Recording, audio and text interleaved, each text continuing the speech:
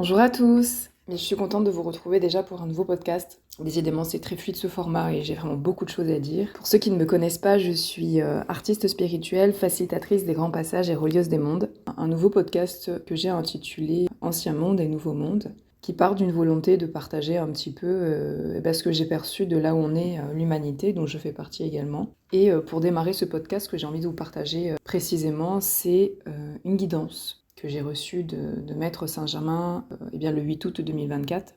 Et puis je vais vous expliquer un petit peu du coup ce qu'il veut dire entre guillemets. Alors juste la petite parenthèse, c'est qu'il faut savoir, c'est pas c'est pas si vieux que ça, le moment où j'ai commencé à canaliser Maître Saint-Germain, mais c'est plutôt issu d'enseignements que j'ai suivis et que j'ai reçus par le biais d'une amie qui a une école d'ascension, et puis aussi grâce à mon voyage au Mont Shasta où Maître Saint-Germain a été très très présent pour me préparer justement à ce voyage. Et du coup, je vais vous lire ce que j'ai canalisé.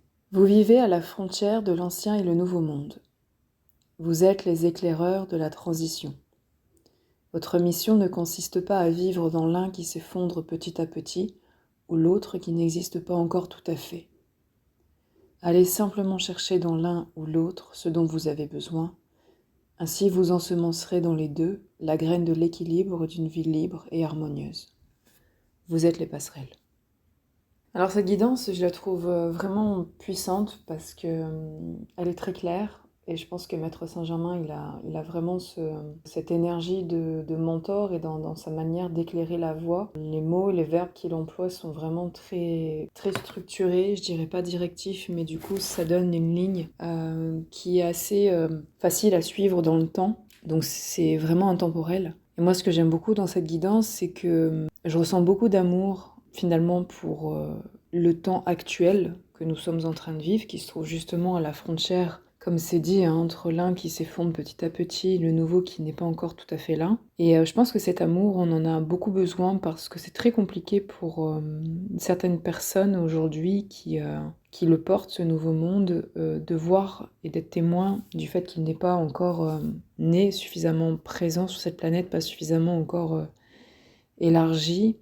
Et du coup, il y a un petit sentiment d'impuissance au fait de voir que l'ancien monde, le système de fonctionnement actuel est toujours présent. Et même s'il y a une impression de mouliner un petit peu dans le vide avec beaucoup de monde actuellement qui sont en train d'essayer de semer des graines d'un nouveau mode de vie, d'une nouvelle conscience, d'une nouvelle manière d'arborer les relations, de vivre ensemble aussi, eh bien je pense que ça peut être assez compliqué de faire face en fait à cette étape, à cet entre-deux. Et en même temps, c'est cet entre-deux qui est le plus important. Si ici il y a une véritable volonté de voir naître le nouveau monde, eh bien c'est que c'est maintenant que ça se passe. Ce que j'ai perçu aussi comme information, c'est qu'en fait, le plus important pour pouvoir le voir naître réellement, c'est la mise en réseau. Parce que je vois et je connais depuis plusieurs années pas mal de personnes qui qui essayent de faire des choses.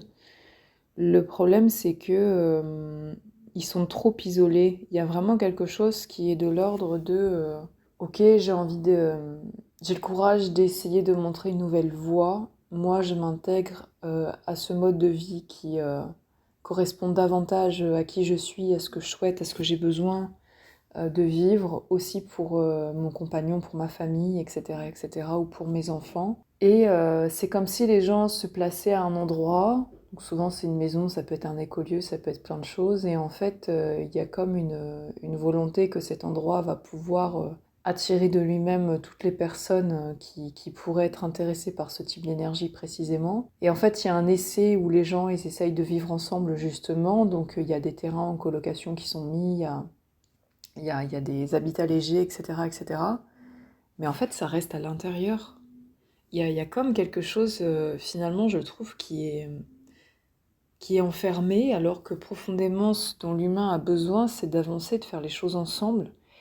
Et il y a vraiment un manque de mise en réseau, de communication, et puis aussi de mise en lien avec l'extérieur. Parce que moi, ce que je perçois aussi, c'est ce que les guides m'ont montré, c'est que le besoin qu'il y a aujourd'hui par rapport à la naissance de ce nouveau monde, c'est que les personnes qui le portent en eux par la simple conscience et volonté de vouloir le voir naître, s'il reste déjà à l'extérieur du monde lui-même pour essayer de faire leur petit truc, alors on ne vient pas au cœur en fait du problème et qui est de pouvoir influencer positivement par simplement qui on est, ce qui est important pour soi, eh bien les gens qui finalement en ont plus besoin, qui sont enfermés dans un mode de vie ou dans des croyances ou dans une conscience qui les empêche de croire que c'est possible.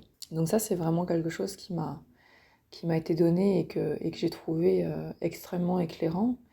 Et puis aussi que je pense qu'on peut s'autoriser à être en chemin et à la fois être inspirant, même si pour l'instant, je ne sais pas, le plan le plus accompli n'est pas encore n'est pas encore possible, n'est pas encore tangible ou n'est pas encore faisable ben, dans sa vie personnelle, hein, si c'est d'acheter un lieu avec du terrain et puis de faire des choses dessus. Si ça, c'est pas encore là, ça veut pas dire pour autant qu'il n'y a pas une possibilité de se mettre en chemin vers et en acceptant d'être inspirant pour autant auprès de d'autres personnes. Ce que je perçois aussi, c'est que dans cette guidance, dans la dernière phrase, vous êtes les passerelles, c'est qu'il y a plusieurs rôles de passerelles aussi. Je pense qu'on n'est pas tous venus ou on ne s'est pas tous incarnés à cette période de l'humanité pour le même rôle en fait. Je pense qu'en effet, il y a des gens qui sont à une période de leur vie où c'est juste, où c'est ok de créer leur nouveau petit monde à eux. Et parce que c'est très important, ça part de soi, c'est une véritable identité parce qu'on est les premiers à se servir hein, dans cette humanité dont on fait partie et dans la naissance aussi de ce nouveau monde dans lequel on veut vivre. Donc ça, c'est totalement juste. Et en même temps, il y a peut-être d'autres personnes qui ne sont pas vouées tout de suite à réaliser le même plan et que être une passerelle, ça peut aussi prendre une autre forme. Moi, ce que je perçois aussi, c'est que dans ce grand plan aussi, il y a un grand besoin de créer de nouvelles écoles.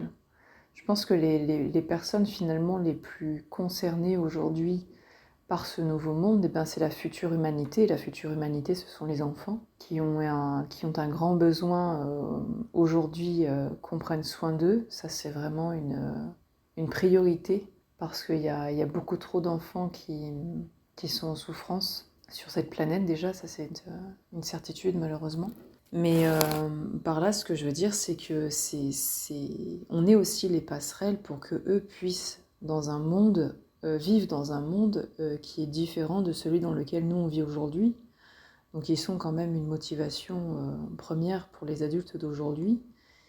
Et puis c'est peut-être créer de nouvelles écoles qui permettront de former ou d'aider ou de soutenir, parce que former c'est pas le bon mot, il y a beaucoup d'enfants qui arrivent avec déjà une conscience bien plus élevée que non certains adultes actuellement, mais après ça c'est un choix d'âme, donc je veux dire c'est ok aussi.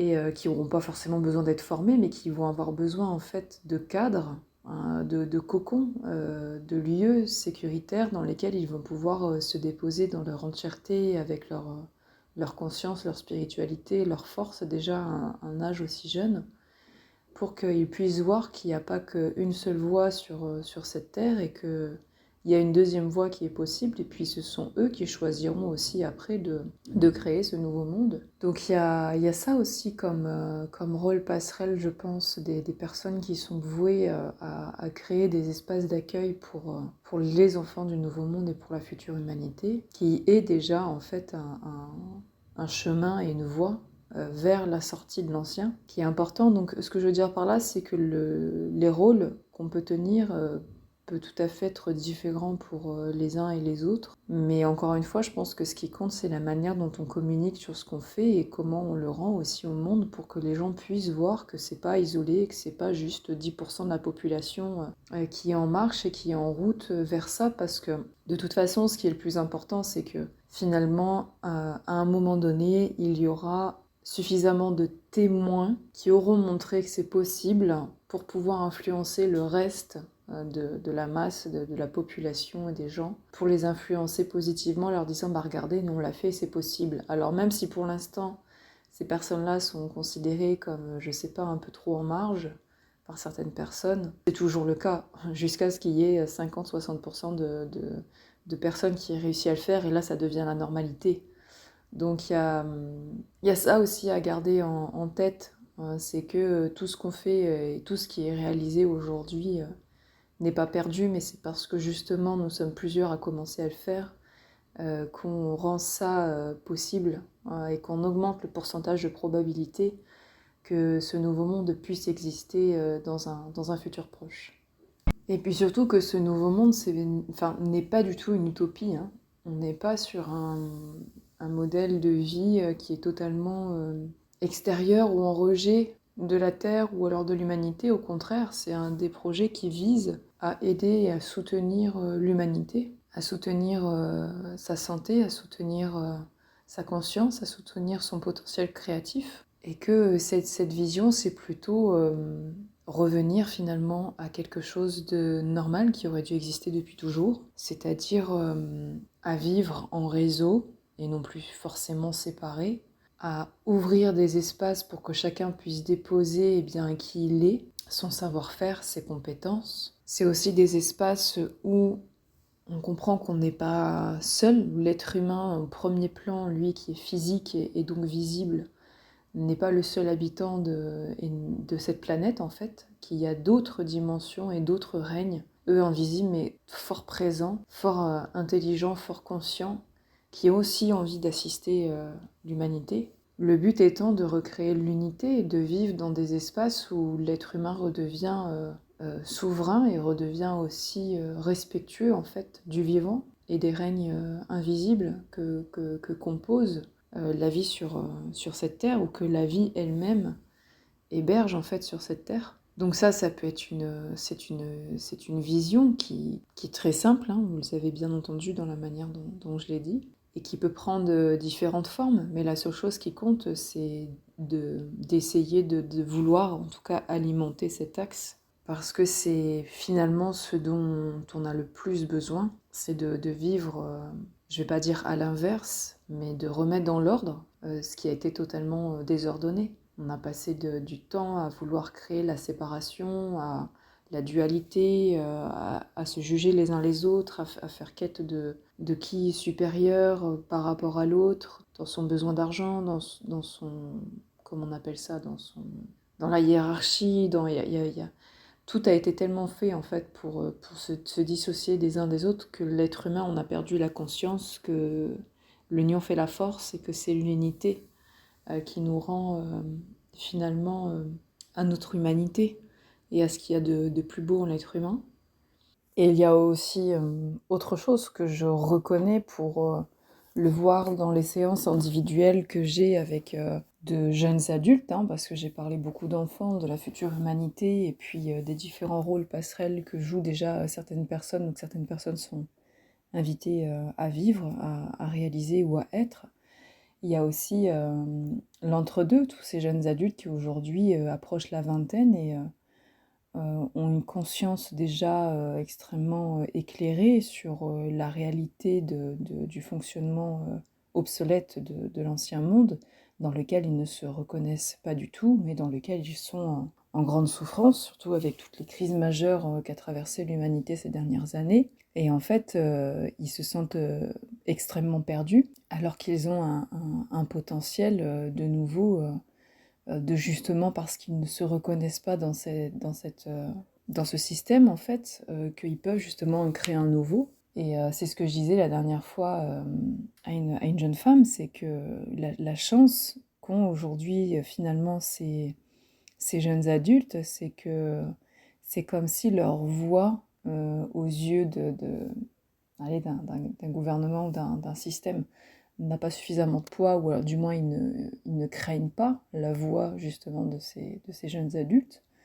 Donc c'est précisément la raison pour laquelle il faut qu'ils parlent avec un haut-parleur et qu'ils expriment tout ce qu'ils ont besoin de dire et envie de dire, et qu'ils puissent crier tout ce que eux traversent en fait comme souffrance dans cette ère de grand passage pour l'humanité, et à quel point ils s'y retrouvent plus, pour qu'on puisse se mobiliser aussi autour de la voix que portent ces jeunes adultes, parce que eux aussi en fait par ricochet ils viennent ouvrir la voie aux jeunes qui sont encore plus petits qu'eux, qui vont arriver et peut-être passer et traverser aussi les mêmes périodes. Donc aussi, ce que j'entends, c'est que le prétexte, entre guillemets, de ce grand passage pour l'humanité nous oblige à se mobiliser les uns et les autres et ensemble par rapport à la génération à laquelle on appartient selon l'âge qu'on a, et bien pour soutenir et ouvrir le passage et la voie pour les autres qui sont plus jeunes que nous, qui eux aussi vivent leur rôle et en tant que passerelle, qui, elles aussi, préparent le terrain pour les jeunes qui sont plus jeunes encore et qui vont arriver au même moment de leur vie. C'est pour ça que c'est vraiment un sujet qui nous concerne tous dans l'ensemble.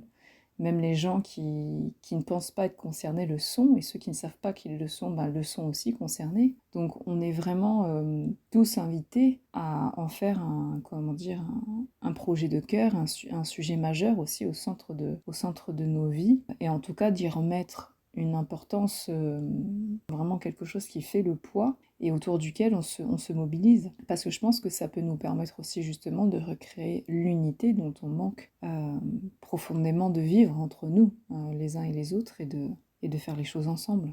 En tout cas, moi, vous l'aurez compris, c'est vraiment un sujet qui me passionne, qui prend beaucoup de place dans mon cœur, dans mon esprit, depuis que je suis arrivée sur cette planète d'ailleurs. Moi, très jeune, je me posais déjà toutes ces questions. Comment on peut vivre dans un monde, pourquoi les gens jugent leurs différences plutôt que de s'aimer, de soutenir à être une meilleure version de soi. C'est toutes ces questions-là, donc c'est vraiment un sujet qui prend beaucoup de place dans ma vie et que j'ai plaisir du coup à alimenter, à mettre de l'énergie, à mettre de la joie et à continuer de me questionner. Et c'est aussi une manière pour moi de faire en sorte que tout ce dont je suis consciente et tout ce que je perçois, plutôt que d'en faire un moteur de développement de négativité ou d'énergie négative et d'être contre, ça me permet de me questionner plutôt sur qu'est-ce qu'on peut faire pour au moins changer ça. Alors pas pour sauver le monde, mais déjà pour s'offrir une qualité d'existence meilleure. C'est pour ça que je sens vraiment que ça part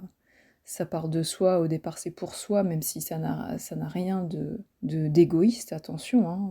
C'est justement parce qu'on se prend en charge soi, sa conscience, tous les poids qu'on porte, tout le travail qu'on peut faire sur soi, que on permet par ricochet de changer le monde en fait à sa façon. Et je pense que par rapport à ce projet-là, ça fonctionne exactement de la même manière. Donc voilà, c'est pas être dans un rôle de sauveur du monde ou de penser se prendre pour un sauveur que de vouloir voir naître en fait une nouvelle manière de vivre, de partager, de vivre en respectant les êtres vivants et le vivant lui-même et la terre elle-même d'ailleurs, mais que au contraire c'est ça qui a du sens. S'il y avait vraiment un projet sur lequel il fallait se mobiliser tous maintenant, ce serait bien celui-ci.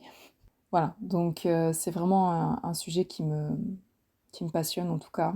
Aux personnes qui sont alimentées par cette vision, porteurs de projets, moi je suis facilitatrice des grands passages et relieuses des mondes. Et justement, j'ai pu expérimenter le rôle que je pouvais tenir là-dedans. En tout cas, moi, le rôle de passerelle chez moi, j'ai pu l'identifier. Et si vous avez besoin d'aide pour communiquer avec l'énergie de votre lieu de vie, comprendre quelles sont toutes les présences des règnes invisibles qui existent sur votre lieu de vie, avec lequel vous avez envie d'entrer en communication pour réalimenter l'unité et vivre en harmonie avec ces êtres, et œuvrer et co-œuvrer avec eux, c'est avec plaisir que je me déplacerai si vous me sollicitez pour ce type de mission. En tout cas, moi, c'est ma volonté de participer de cette manière, grâce aux dernières expériences que j'ai vécues et à la compréhension que j'ai eue de mon rôle en tant que passerelle vers ce nouveau monde.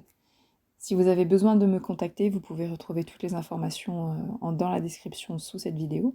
Je vous remercie de m'avoir écouté. J'espère que ce podcast vous aura été utile. Je vous invite à vous abonner à la chaîne si ce n'est pas encore fait et à partager ce podcast si ça peut être utile à quelqu'un de votre connaissance. Et puis je vous dis à tout bientôt pour un nouveau podcast.